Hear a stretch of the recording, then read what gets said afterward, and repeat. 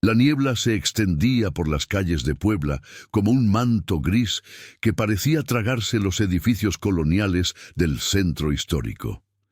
Era octubre de 1954 y el Hotel Colonial, ubicado en la esquina de la Avenida Reforma con 5 de Mayo, tenía una reputación que precedía su imponente fachada de cantera rosa. Los lugareños evitaban pasar frente a él después del anochecer, persignándose cuando sus miradas se cruzaban accidentalmente con las ventanas oscuras del tercer piso. Rodrigo Mendoza había llegado a Puebla hacía apenas 3 días.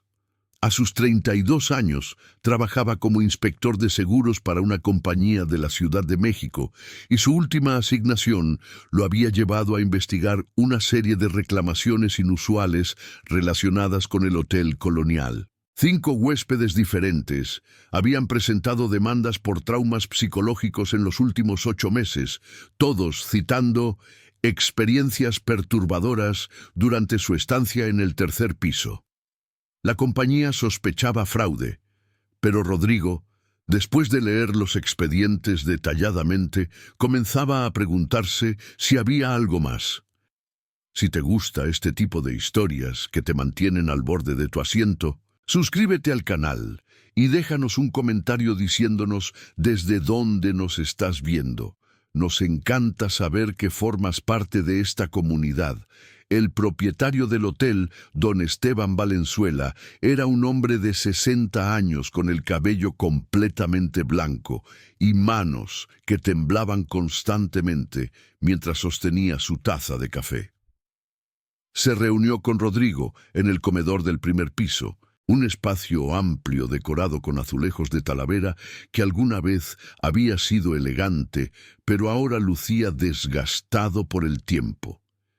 «Mire, señor Mendoza», comenzó don Esteban, su voz ronca de tanto fumar. «No sé qué le habrán dicho esas personas, pero este hotel ha estado en mi familia desde 1901. Mi abuelo lo construyó con sus propias manos. Nunca, en toda nuestra historia, habíamos tenido estos problemas hasta hace un año». «¿Qué cambió hace un año?», preguntó Rodrigo, anotando en su libreta de cuero gastado. Don Esteban miró hacia la escalera que conducía a los pisos superiores, como si las palabras que estaba a punto de pronunciar pudieran conjurar algo terrible. «Encontramos una habitación, detrás de una pared falsa en el tercer piso, habitación 312. Estábamos haciendo renovaciones y uno de los albañiles notó que las dimensiones no cuadraban. Había un espacio que no debería existir según los planos originales». La piel de Rodrigo se erizó. ¿Y qué había en ese espacio? Una habitación completamente amueblada, señor Mendoza, como si alguien hubiera vivido allí y simplemente hubiera desaparecido. Había una cama, un ropero, una mesa con un juego de té todavía servido, y algo más. Don Esteban sacó un pañuelo para secarse el sudor de la frente a pesar del frío de la tarde. Había un diario que pertenecía a una tal Claudia Ramírez. Rodrigo sintió que su pulso se aceleraba. «¿Puedo ver ese diario? Lo tiene la policía. Después del tercer incidente con los huéspedes, me vi obligado a reportarlo. Pero puedo decirle lo que contenía porque lo leí antes de entregarlo. Claudia Ramírez era empleada del hotel en 1932. Trabajaba como camarera. Según sus anotaciones, estaba enamorada del hijo del dueño en aquel entonces, mi tío Alfonso. Pero mi tío estaba prometido con alguien de su misma clase social, una mujer de la alta sociedad poblana». La historia comenzaba a tomar forma en la mente de Rodrigo. ¿Qué le pasó a Claudia? Desapareció. Simplemente dejó de venir a trabajar un día de noviembre de 1932. Su familia presentó una denuncia, pero nunca se encontró ningún rastro de ella. Mi abuelo asumió que había huido, quizás avergonzada por su amor no correspondido. Pero ahora... Don Esteban dejó la frase sin terminar, sus ojos húmedos de lágrimas contenidas.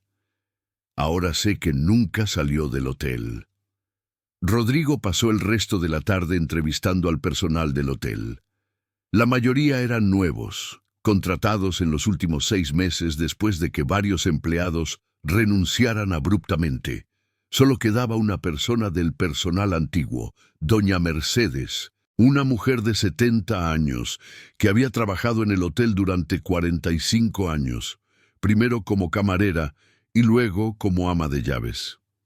La encontró en el cuarto de lavandería en el sótano, doblando sábanas blancas con movimientos mecánicos y precisos.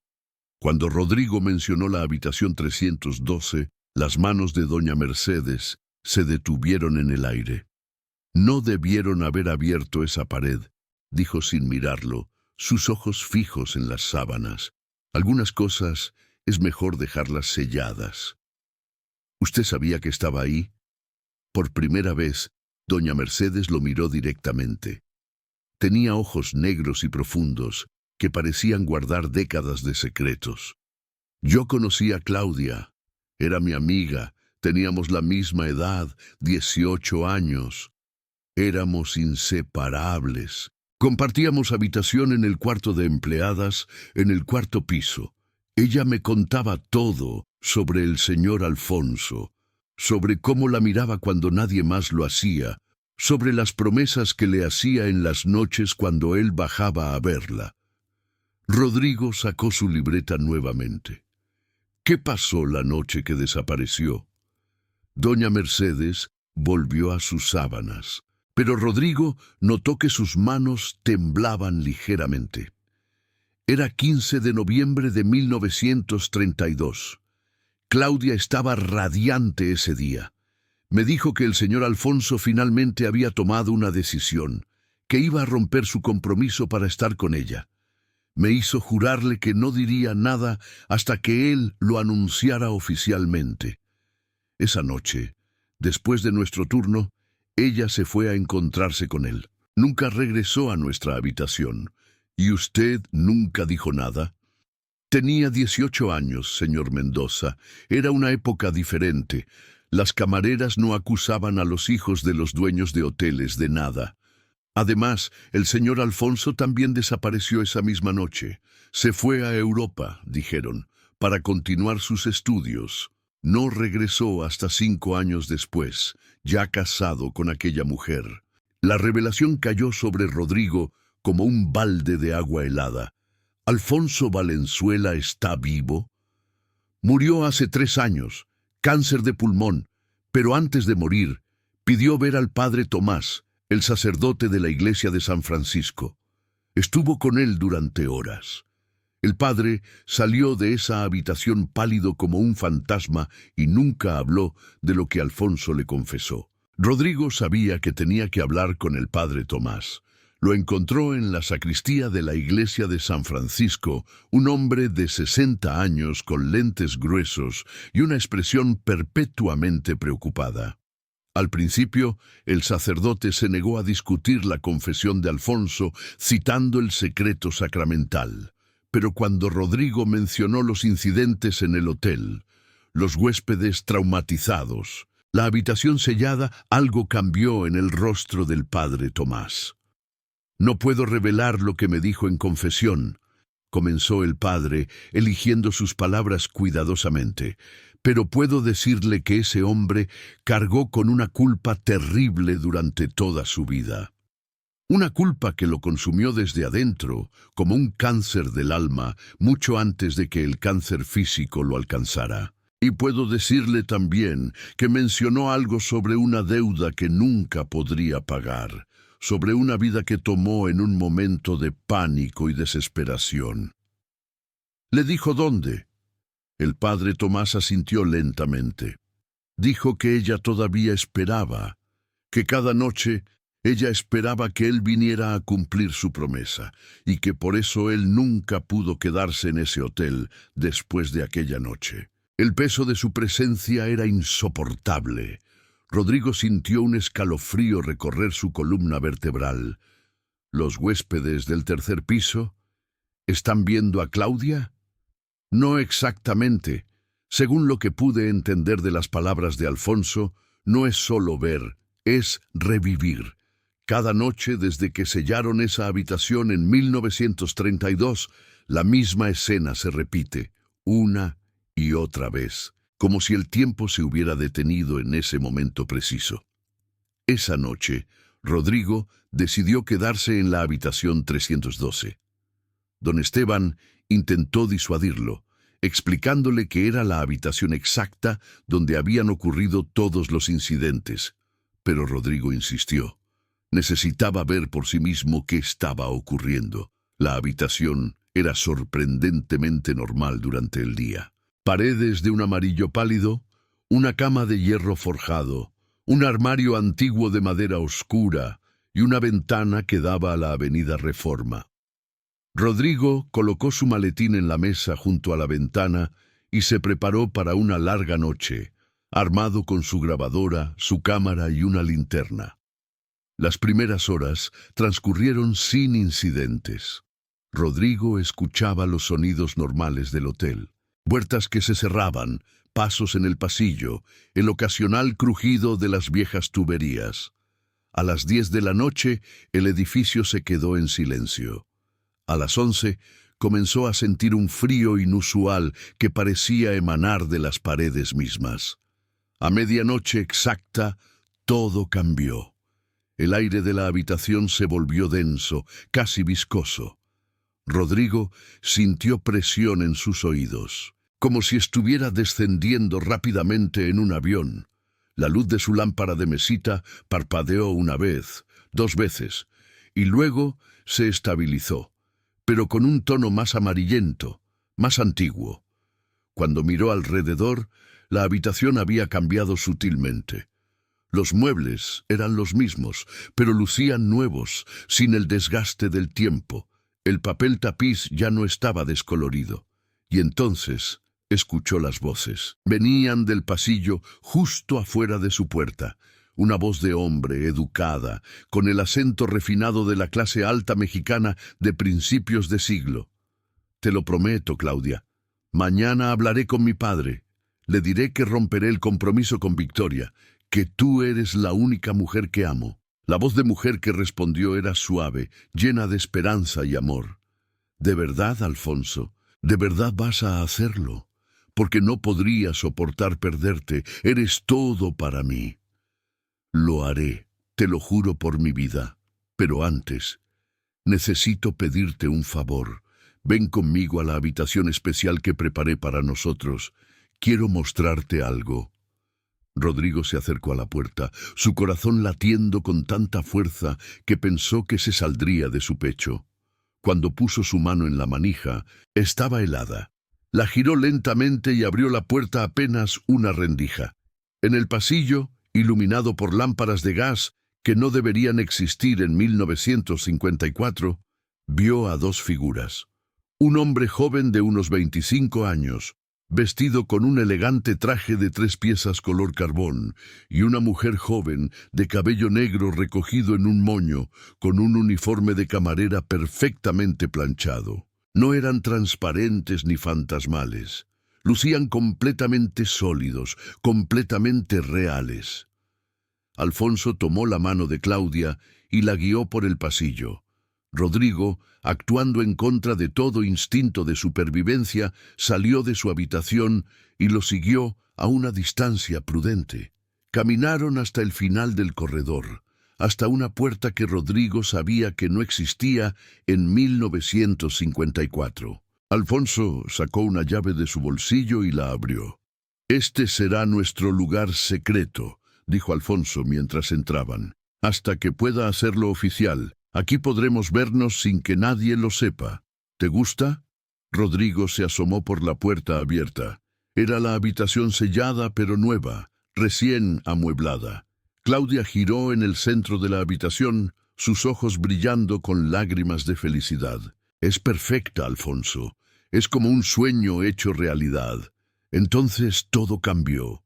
Rodrigo vio el rostro de Alfonso transformarse, la máscara de amor cayendo para revelar algo más oscuro, más desesperado. Sacó algo de su bolsillo, algo que brilló a la luz de las lámparas. Un cuchillo. «Lo siento, Claudia, dijo Alfonso, y su voz ahora estaba llena de angustia. Lo siento muchísimo, pero mi padre descubrió lo nuestro.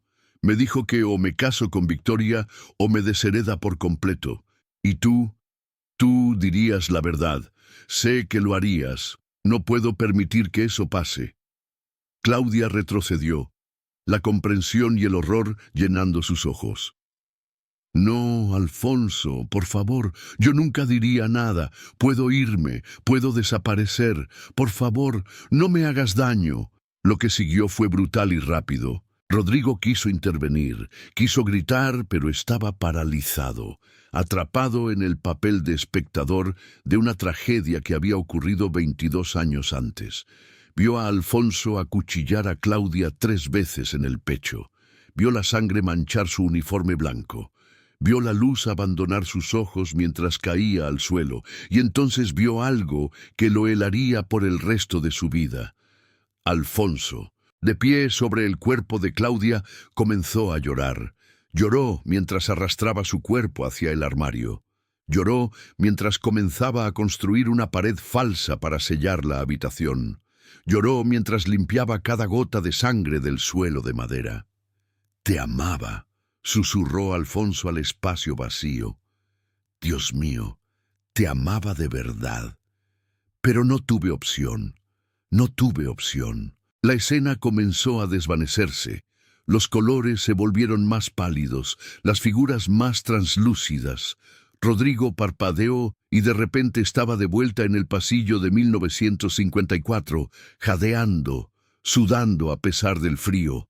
La puerta de la habitación sellada ya no estaba. Solo había una pared blanca y lisa. Regresó tambaleándose a su habitación y se sentó en la cama, intentando procesar lo que acababa de presenciar. Revisó su grabadora con manos temblorosas, pero solo había estática. Su cámara no había capturado nada. No tenía prueba física de lo que había visto, pero sabía que era real, tan real como el aire que respiraba.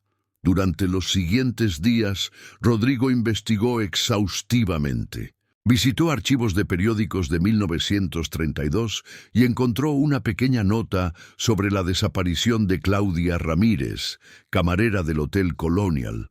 También encontró anuncios de la boda de Alfonso Valenzuela con Victoria Sánchez Mora en marzo de 1933. Habló con el médico que había atendido a Alfonso en sus últimos días, quien le confió que el hombre había pasado sus últimas semanas en un estado de agitación constante, murmurando sobre hacer las cosas bien y liberar a Claudia. Pero la pieza más importante del rompecabezas llegó cuando Rodrigo finalmente convenció a la policía de que le dejara ver el diario de Claudia. Las últimas entradas eran desgarradoras.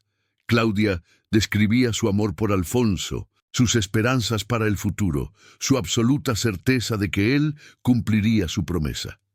La última entrada, fechada el 15 de noviembre de 1932, decía simplemente: «Hoy es el día. Hoy Alfonso le dirá a su padre la verdad. Hoy comienza nuestra vida juntos. No puedo dejar de sonreír. Soy la mujer más feliz del mundo». Rodrigo presentó su informe a la compañía de seguros, recomendando que pagaran todas las reclamaciones. No mencionó nada sobre lo que había presenciado esa noche. Sabía que nadie le creería. En cambio, citó condiciones psicológicamente perturbadoras en el hotel y sugirió que don Esteban debería considerar cerrarlo, o al menos el tercer piso, pero había algo más que necesitaba hacer, algo que sentía que era su responsabilidad. Habló nuevamente con el padre Tomás, y juntos convencieron a don Esteban de permitirles realizar una ceremonia en el hotel. No era un exorcismo exactamente, explicó el padre Tomás. Era más bien una bendición, un reconocimiento del dolor que había ocurrido allí y un intento de traer paz. La noche de la ceremonia, Rodrigo, el padre Tomás, don Esteban y doña Mercedes se reunieron en el pasillo del tercer piso. El padre roció agua bendita y recitó oraciones en latín y español. Doña Mercedes, con lágrimas corriendo por sus mejillas arrugadas, habló directamente al aire. «Claudia, mi amiga, siento no haber dicho nada. Siento haberte fallado. Pero quiero que sepas que nunca te olvidé. Nunca olvidé tu risa, tu bondad, tus sueños. Mereces descansar, mereces paz. Alfonso pagó por lo que hizo, cargó con esa culpa hasta su muerte, pero tú no tienes que cargar con nada más. Puedes irte, puedes descansar». Durante un momento no pasó nada. Luego, Rodrigo sintió un cambio en el aire. No era dramático ni espectacular, era sutil, como si una tensión que había estado presente se liberara finalmente. La temperatura del pasillo se normalizó. El peso opresivo que había sentido desde su primera visita al hotel se levantó. El padre Tomás abrió los ojos y asintió lentamente. «Se ha ido», dijo con voz suave. «Finalmente se ha ido». En las semanas siguientes no hubo más incidentes en el Hotel Colonial. Los nuevos huéspedes que se quedaron en el tercer piso reportaron noches de sueño perfectamente normales. Don Esteban, aunque todavía marcado por los eventos, comenzó a ver un incremento en las reservaciones conforme la reputación negativa del hotel comenzaba a desvanecerse. Rodrigo presentó su informe final y regresó a la Ciudad de México, pero algo había cambiado en él. No podía simplemente volver a su vida normal como si nada hubiera pasado. Había presenciado algo que desafiaba toda lógica. Algo que probaba que había más en este mundo de lo que podía verse o medirse. Comenzó a investigar otros casos similares, lugares donde el tiempo parecía haberse detenido, donde eventos traumáticos se repetían una y otra vez. Se convirtió en una obsesión silenciosa, una búsqueda que lo llevó por todo México. 2 meses después de los eventos en Puebla, Rodrigo recibió una carta de doña Mercedes. Estaba escrita con una caligrafía temblorosa pero clara. En ella, la anciana le agradecía por ayudar a liberar a su amiga. Pero había algo más en la carta, algo que hizo que el estómago de Rodrigo se retorciera. «He tenido sueños últimamente», escribió doña Mercedes, «sueños sobre Claudia. En ellos, ella está de pie en un jardín lleno de flores de cempasúchil, sonriendo como solía hacerlo antes de conocer a Alfonso.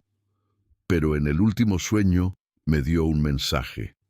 Dijo que no era la única, que hay otras como ella en ese hotel, en otros hoteles, en otras casas, almas atrapadas en momentos de traición y violencia. Y dijo que usted tiene un don, señor Mendoza. El don de verlas, de ayudarlas. Claudia quería que supiera eso». Rodrigo dobló la carta y la guardó en su escritorio. Miró por la ventana de su apartamento hacia las luces de la Ciudad de México, tan vastas y brillantes que oscurecían las estrellas. En algún lugar allá afuera, pensó, había otras personas como Claudia. Personas cuyas historias habían sido silenciadas, cuyos finales nunca habían sido escritos correctamente. Y si él tenía ese don, ese terrible y maravilloso don de verlas, entonces tenía la responsabilidad de usarlo. Esa noche, Rodrigo comenzó a compilar una lista. Historias que había escuchado a lo largo de los años, rumores sobre casas embrujadas, hoteles con habitaciones que nadie quería ocupar, edificios con reputaciones oscuras. Cada historia era un hilo, y si tiraba de ellos con suficiente cuidado, quizás podría tejer algo más grande, un mapa de los lugares donde el tiempo se había detenido, donde el pasado y el presente coexistían en una danza macabra. El Hotel Colonial era solo el principio.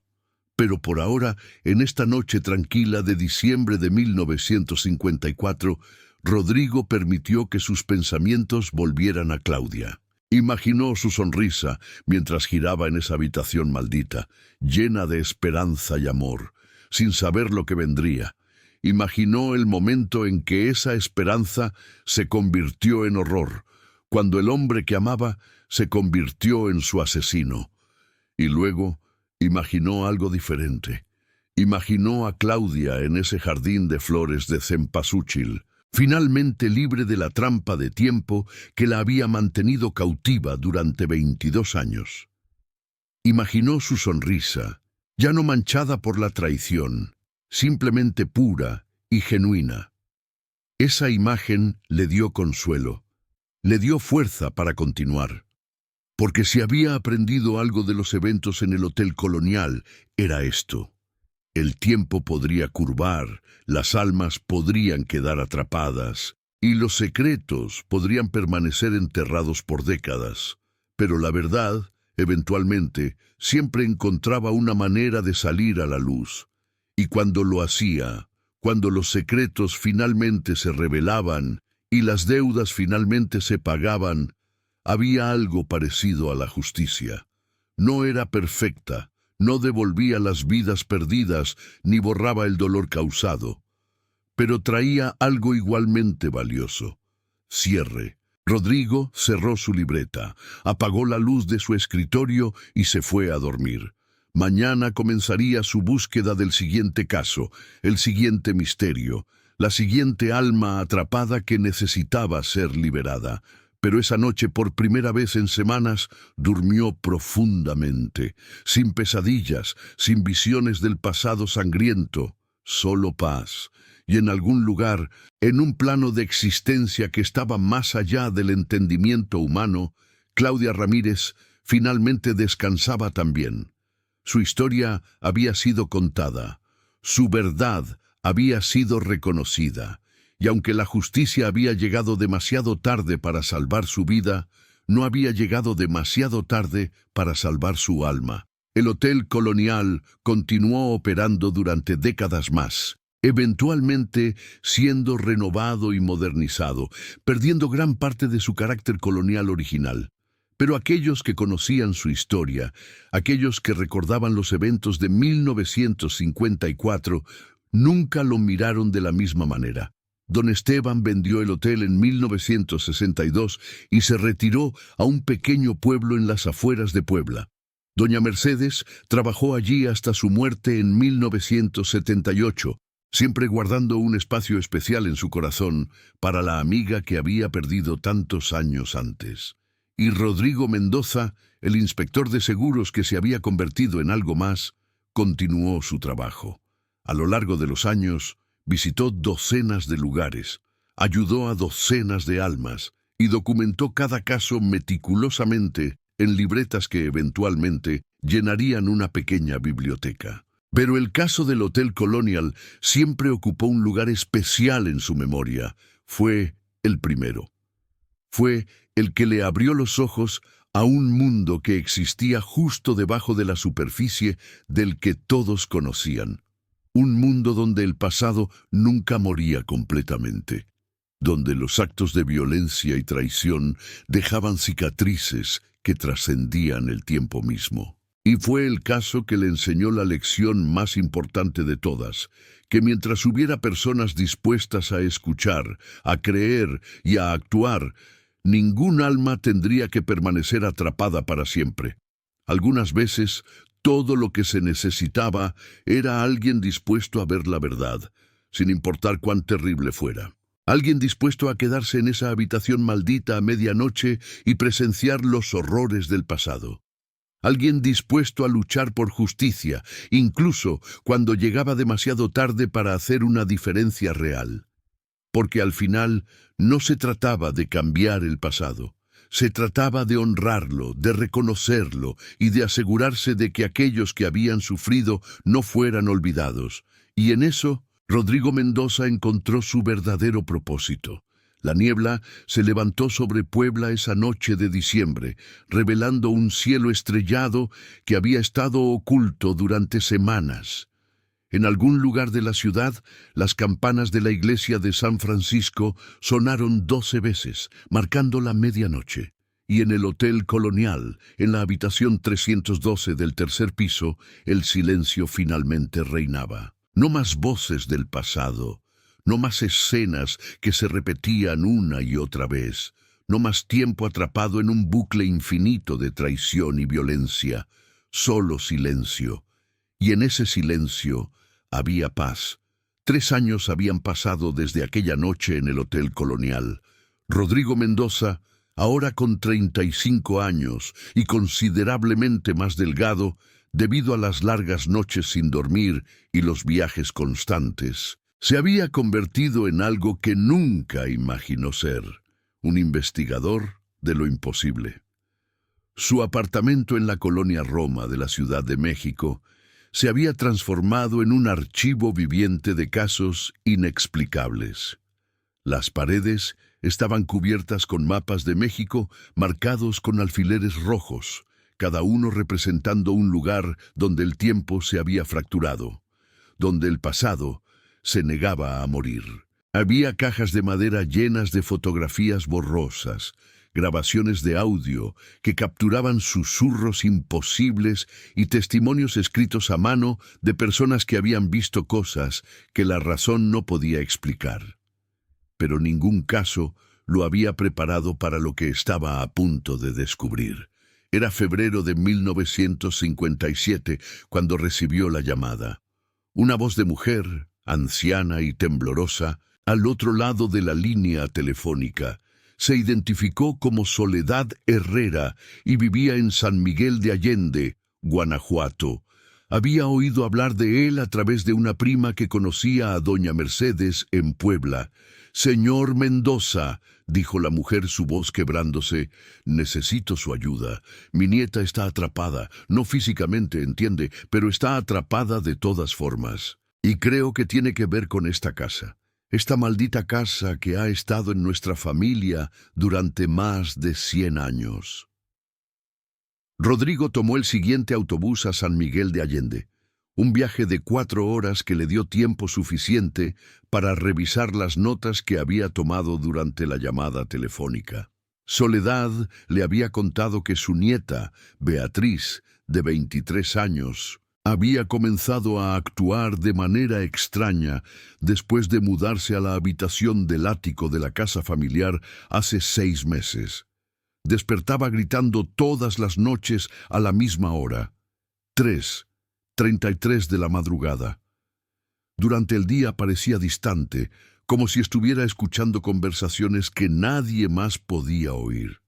«Dice que escucha a una niña llorando», había explicado Soledad.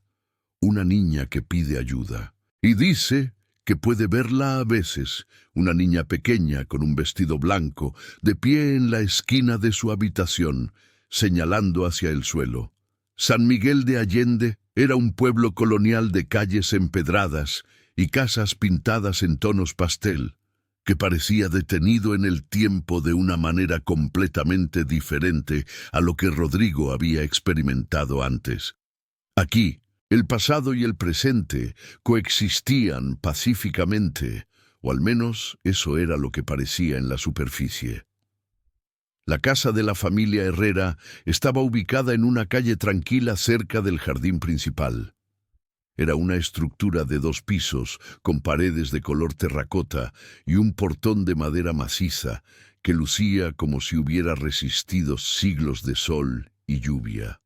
Soledad lo esperaba en el umbral. Una mujer diminuta de 78 años, con el cabello blanco recogido en un moño apretado y ojos que habían visto demasiado. «Gracias por venir, señor Mendoza», dijo mientras lo conducía al interior. No sabía a quién más acudir. «Los doctores dicen que Beatriz está teniendo episodios psicóticos. Quieren internarla, pero yo sé que no está loca. He vivido en esta casa toda mi vida. Sé que hay algo aquí, algo que nunca debió ser perturbado». El interior de la casa era oscuro y fresco, con techos altos de vigas de madera y pisos de loseta roja. Fotografías familiares cubrían las paredes, rostros serios mirando fijamente desde marcos antiguos. Rodrigo notó que muchas de las fotografías más viejas mostraban familias con un número inusualmente grande de niños. «Mi familia ha vivido aquí desde 1847», explicó Soledad mientras subían las escaleras hacia el segundo piso. «Esta casa fue construida por mi tatarabuelo, don Jerónimo Herrera. Era un hombre rico, dueño de varias minas de plata en la región, pero también era un hombre con secretos. Llegaron a una puerta al final del pasillo del segundo piso. Detrás de ella, Rodrigo podía escuchar una escalera que conducía al ático. Soledad sacó una llave antigua de su delantal. Beatriz está arriba. No ha bajado en 3 días. Le llevo comida, pero apenas la toca. Solo se sienta junto a la ventana, mirando hacia abajo, esperando algo. Subieron la estrecha escalera hacia el ático. Era un espacio amplio con techos inclinados y una sola ventana grande que daba a un patio interior. La luz del atardecer entraba en ángulos extraños, creando sombras que parecían moverse por cuenta propia. Beatriz estaba sentada en una silla junto a la ventana, exactamente como su abuela había descrito. Era una mujer joven y hermosa, con cabello negro largo que le caía sobre los hombros, pero había algo perturbador en su inmovilidad, en la forma en que sus ojos estaban fijos en un punto específico del suelo de madera. «Beatriz», dijo Soledad suavemente, «este es el señor Mendoza. Ha venido a ayudarte». Por primera vez, Beatriz movió la cabeza. Cuando sus ojos se encontraron con los de Rodrigo, él sintió un escalofrío. Había algo en su mirada que reconocía, algo que había visto antes en las personas que habían sido tocadas por el pasado. «Ella está aquí ahora», dijo Beatriz con voz monótona. «Está parada justo ahí, señalando. Siempre señala al mismo lugar. Quiere que cabemos. Quiere que la encontremos». Rodrigo se acercó al lugar que Beatriz indicaba. Era una sección del suelo de madera que no parecía diferente del resto. Pero cuando se arrodilló y pasó su mano sobre las tablas, sintió algo. Un frío que no debería estar ahí. Una densidad en el aire que le recordaba a aquella noche en el Hotel Colonial. «¿Hace cuánto comenzó esto?», preguntó, dirigiéndose a Soledad. «Hace 6 meses, cuando Beatriz decidió mudarse al ático para tener más privacidad. La primera noche despertó gritando. Dijo que había soñado con una niña enterrada viva, llorando por su madre. Pensamos que era solo una pesadilla, pero las pesadillas continuaron, noche tras noche, siempre el mismo sueño, y luego comenzó a verla despierta». Rodrigo sacó su libreta. «Necesito saber todo sobre la historia de esta casa. ¿Alguna vez hubo reportes de desapariciones? ¿Muertes inusuales?». Soledad se sentó en el borde de la cama, sus manos temblando mientras las juntaba en su regazo. «Hay una historia en nuestra familia, una historia que nunca se habla abiertamente, pero que todos conocen, sobre la hija de don Jerónimo, mi tatarabuela Esperanza». «Espere, no, ese no era su nombre». Soledad frunció el ceño, esforzándose por recordar.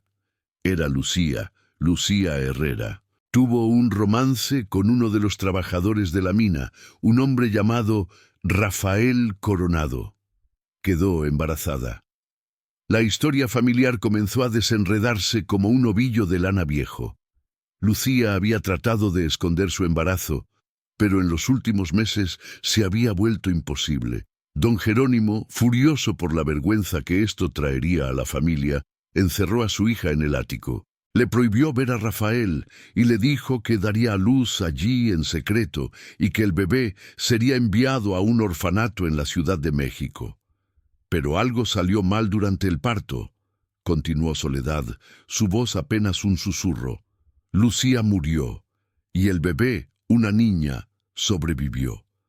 Don Jerónimo no podía enviar a la bebé a un orfanato ahora, no sin arriesgarse a que la historia saliera a la luz. Así que tomó una decisión terrible». Rodrigo sintió que su estómago se retorcía. «¿Qué hizo con el bebé?». «Nadie lo sabe con certeza.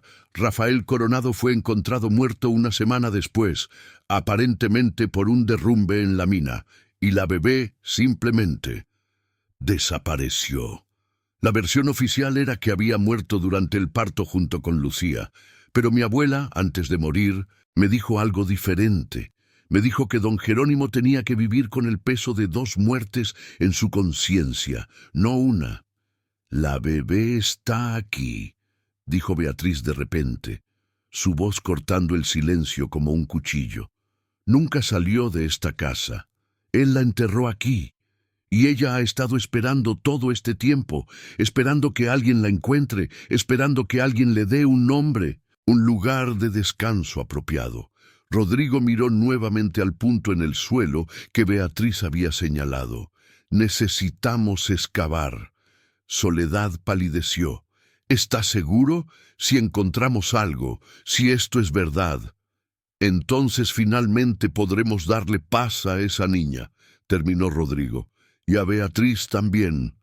Esa noche, con el permiso de Soledad y la ayuda de 2 hombres del pueblo en quienes ella confiaba, comenzaron a levantar las tablas del suelo del ático. El trabajo era lento y meticuloso, cada tabla siendo removida con cuidado para no dañar la estructura de la casa. A medianoche encontraron algo. Debajo de las tablas de madera, debajo de una capa de tierra compactada, había una pequeña caja de madera. No era más grande que una caja de zapatos, pero el peso de lo que representaba era inmenso. Rodrigo la levantó con manos temblorosas y la colocó en el suelo del ático. Soledad rezaba en voz baja, sus dedos pasando las cuentas de un rosario. Beatriz permanecía sentada en su silla, pero por primera vez en semanas había lágrimas corriendo por sus mejillas. «Ábrela», susurró Beatriz. «Ella quiere que la veas, quiere que sepas que fue real». Rodrigo abrió la caja. Dentro, envueltos en lo que alguna vez había sido una manta de bebé, pero ahora era poco más que fragmentos de tela podrida, había huesos pequeños, los huesos de un infante que nunca había tenido la oportunidad de vivir. Pero había algo más en la caja, un papel doblado, amarillento y frágil. Rodrigo lo abrió con cuidado extremo. Era una nota escrita con una caligrafía temblorosa. «Perdóname, perdóname, perdóname. No tuve opción. La vergüenza habría destruido a nuestra familia, pero este pecado me destruirá a mí. Que Dios tenga misericordia de mi alma. J.H., las iniciales de don Jerónimo Herrera». Una confesión escrita más de 100 años antes, enterrada junto con el bebé que había asesinado. «Ya pueden descansar», dijo Beatriz de repente, su voz clara y fuerte por primera vez desde que Rodrigo había llegado. «Tanto la bebé como Lucía finalmente pueden descansar». Los siguientes días fueron un torbellino de actividad. Rodrigo convenció a Soledad de contactar a las autoridades y reportar el hallazgo. Fue tratado como un descubrimiento arqueológico forense, y aunque generó cierta atención de los medios locales, la verdadera historia nunca se hizo completamente pública. La familia Herrera tenía demasiada influencia en San Miguel de Allende para eso. Pero lo más importante sucedió en privado. Con la ayuda del padre Miguel, el sacerdote de la parroquia local, organizaron un funeral apropiado para los restos del bebé. Le dieron un nombre, María Lucía, en honor a su madre. Fue enterrada en el cementerio del pueblo junto a la tumba de Lucía Herrera, finalmente reunida con la madre que había muerto al darle vida. Beatriz asistió al funeral y fue como ver a alguien despertar de un sueño terrible. El color regresó a sus mejillas, la luz a sus ojos. Esa noche durmió en el ático sin pesadillas por primera vez en 6 meses. «Se ha ido», le dijo a Rodrigo a la mañana siguiente mientras desayunaban en el patio de la casa. «La niña ya no está en la esquina, pero antes de irse me mostró algo, una memoria, creo. Vi a Lucía sosteniéndola solo por un momento antes de morir. Vi cómo la miraba con tanto amor, y vi cómo lloraba, sabiendo que no podría protegerla». Rodrigo asintió, entendiendo perfectamente. Había aprendido que estas visiones, estos fragmentos del pasado que algunas personas podían percibir, a menudo eran las últimas memorias de aquellos que habían muerto con asuntos pendientes. ¿Y tú?, preguntó Rodrigo. ¿Cómo te sientes? Beatriz sonrió, una sonrisa genuina que transformaba completamente su rostro. Me siento libre, como si hubiera estado cargando un peso que no era mío, pero que acepté cargar de todas formas. Ahora ese peso se ha ido. Antes de partir de San Miguel de Allende, Rodrigo tuvo una última conversación con Soledad. Estaban sentados en la sala de la casa, bebiendo café fuerte, mientras el sol se ponía sobre los tejados del pueblo. ¿Cómo supo?, preguntó Soledad. ¿Cómo supo que encontraríamos algo? Rodrigo consideró su respuesta cuidadosamente. He aprendido que cuando el pasado tiene algo que decir, encuentra una manera. A través de sueños, visiones, sensaciones. Las almas que han sufrido injusticias no descansan fácilmente, se quedan esperando que alguien escuche, que alguien actúe. ¿Y usted puede escucharlas? A veces. No siempre sé cómo o por qué, pero sí puedo escucharlas, y siento que es mi responsabilidad ayudar cuando puedo. Soledad puso su mano sobre la de Rodrigo, sus ojos llenos de gratitud. Gracias, gracias por salvar a mi nieta. Gracias por darle paz a esa pobre bebé. Rodrigo regresó a la Ciudad de México con otro caso documentado en sus libretas, otra alma liberada, otro misterio resuelto. Pero también regresó con algo más, una comprensión más profunda del peso que la culpa podía tener, cómo podía trascender generaciones, cómo los secretos enterrados literalmente podían envenenar a los vivos. Don Jerónimo Herrera había muerto hace más de 80 años, pero su pecado había continuado causando daño, atrapando no solo al espíritu de la bebé que había asesinado, sino también afectando a sus descendientes décadas después. Solo cuando la verdad salió a la luz, cuando los huesos fueron encontrados y el secreto fue revelado, la maldición finalmente se rompió. Era una lección que Rodrigo llevaría consigo en todos los casos futuros. Los meses que siguieron trajeron más casos. Una hacienda en Jalisco, donde los trabajadores reportaban ver a un niño ahogándose en un pozo que había sido sellado décadas atrás. Un hospital abandonado en Monterrey, donde las enfermeras juraban escuchar a un bebé llorando en el ala de maternidad, aunque el edificio había estado vacío durante años. Una escuela en Oaxaca, donde los estudiantes veían a una maestra de pie en un salón específico, escribiendo en una pizarra que ya no existía. Cada caso era diferente, pero todos compartían el mismo patrón: un evento traumático del pasado, una injusticia sin resolver y un alma atrapada en el momento de su muerte, incapaz de seguir adelante. Y en cada caso, Rodrigo hacía lo mismo. Investigaba, descubría la verdad y ayudaba a traer el cierre necesario para que esas almas finalmente pudieran descansar. Pero había algo más que Rodrigo comenzaba a notar, un patrón más amplio que emergía de sus investigaciones. Los lugares donde estos fenómenos ocurrían no eran aleatorios.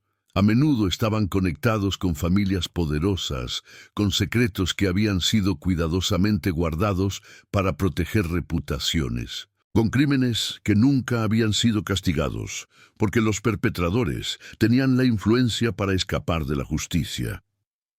Era como si el universo mismo demandara balance. Como si las almas que habían sido silenciadas en vida se negaran a permanecer silenciosas en la muerte. En mayo de 1957, Rodrigo recibió una carta del padre Tomás en Puebla. El anciano sacerdote estaba enfermo, su letra apenas legible, pero el mensaje era claro. Había algo que necesitaba decirle a Rodrigo antes de morir, algo sobre el Hotel Colonial que nunca había mencionado. Rodrigo viajó a Puebla inmediatamente y encontró al padre Tomás en el hospital, su piel del color del papel viejo, sus ojos hundidos, pero todavía agudos. «Señor Mendoza», dijo el sacerdote con voz débil. Gracias por venir. No tengo mucho tiempo, así que seré directo. Cuando ayudamos a liberar a Claudia Ramírez, pensé que ese era el fin, pero he estado teniendo sueños. Sueños donde ella me muestra otros lugares, otros hoteles, otros secretos, y hay uno en particular que no puedo ignorar. ¿Dónde?, preguntó Rodrigo, sacando su libreta. Guadalajara, el Hotel Imperial. Claudia me mostró una habitación en el sótano, sellada como la suya. Me mostró a 3 mujeres allí, 3 mujeres que desaparecieron en los años 20, y me mostró al hombre responsable, un hombre que todavía está vivo. El corazón de Rodrigo se aceleró. ¿Quién? No puedo ver su rostro en los sueños, pero Claudia dice que usted lo encontrará. Dice que tiene que ser usted quien lo detenga antes de que haga más daño. El padre Tomás murió esa noche, pacíficamente en su sueño, pero sus palabras habían plantado una semilla de urgencia en Rodrigo. Si realmente había un asesino todavía vivo, todavía activo, entonces su trabajo había evolucionado más allá de ayudar a las almas de los muertos. Ahora también tenía que proteger a los vivos.